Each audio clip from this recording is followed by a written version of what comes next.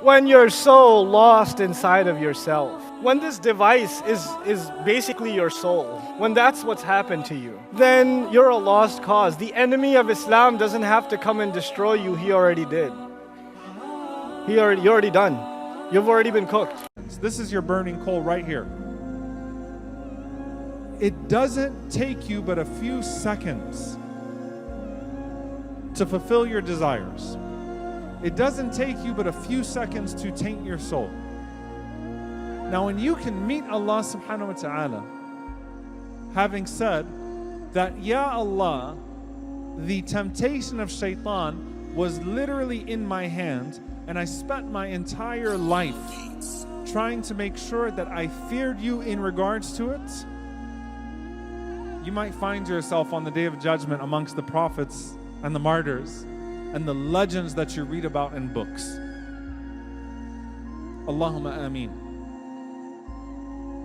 Because you restrained yourself.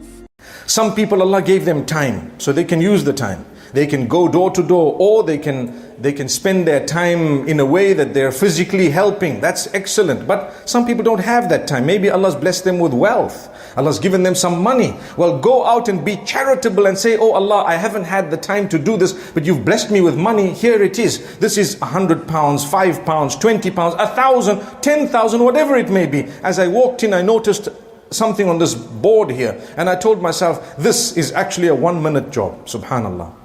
Am I right or wrong? Or 2 hours, as the little child says, mashallah. But subhanallah, in 2 hours we should be able to do much more than this. Come on guys, mashallah, tabarakallah. It's a good thing. When shaitan comes and attacks from the front, he wants you to have no respect for your time. He wants you to think you have all the time in the world. The only urgency is for your desires. As a matter of fact, anything meaningful that comes, he says you got time. For the video game, immediately. For the next episode on Netflix, immediately. For salah, I got time. You have some free 20 minutes. You got nothing to do in between classes at the university. You've got a copy of the Quran in your bag. You could just open that up. I'll do it, but a little later. But anything frivolous, useless, pointless, just sit and just scroll through Instagram and 40 minutes will go by. You'll even be late for class. You made time. He wants you to have no respect for your time. When you're done wasting it, you'll look back and say, man, I wasted so much time, and you become even more hopeless. That's the game that he plays with us. Allah did not give you that tongue so you can backbite His creation. Allah did not give you that intelligence so you could scheme and deceive people. Allah did not give you those eyes so that you could look at the things He told you not to look at. Allah didn't give you that body so that you could use it in lust and sin. Allah gave you those blessings to use them for khair, to use them for good. How dare you use those blessings for shar, for evil? And so the assignment is very simple. 10 minutes a day. Wallahi, it will change your life. 10 minutes a day. 5 minutes in the morning, take account of your blessings that you woke up to that day and say alhamdulillah for it. And recognize that none of those blessings are because of what you have earned, but because of what Allah has provided you out of His grace. 5 minutes at night. Do it as a family. Look back at your day and assess every conversation, every slip, every sin, and seek forgiveness from Al-Ghafoor. Seek forgiveness from Ar-Rahim, from the one who is most merciful and most forgiving. My brothers, I want to tell you something. My sisters, we will meet on the other side, inshallah. We will meet on the other side, inshallah.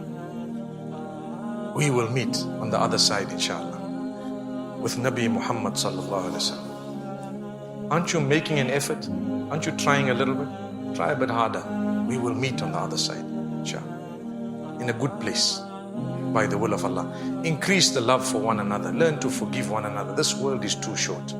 To hold grudges, to hold enmity, it's too short. It's really a waste of time. The advice to you and to me, this is the time where the young people, they're going to have to give up their free time that Allah gave them. Their free time cannot go into 8 hours of video games anymore. There's no time for you to watch the next Netflix and Amazon series. You don't have that kind of time. You're the Muslim youth. Allah has given you free time. Allah has given you talent. Allah has given you creativity. That creativity cannot go into you making stupid jokes on social media. It needs to be used in much more productive ways, because these people who Allah has given wealth, and luxury and opportunity and health and talent. What does Allah say about them? That they think they get to use it for themselves is good for them? بَلْ هُوَ شَرٌّ لَهُمْ, it's bad for them. The very things they were greedy with for their own are the very things that will be turned into a rope around their necks, choking them on the day of resurrection. That time, that ni'mah, that rizq that Allah gave you, that you didn't put to the right cause, is going to come and choke you. That you will see it on the day of judgment.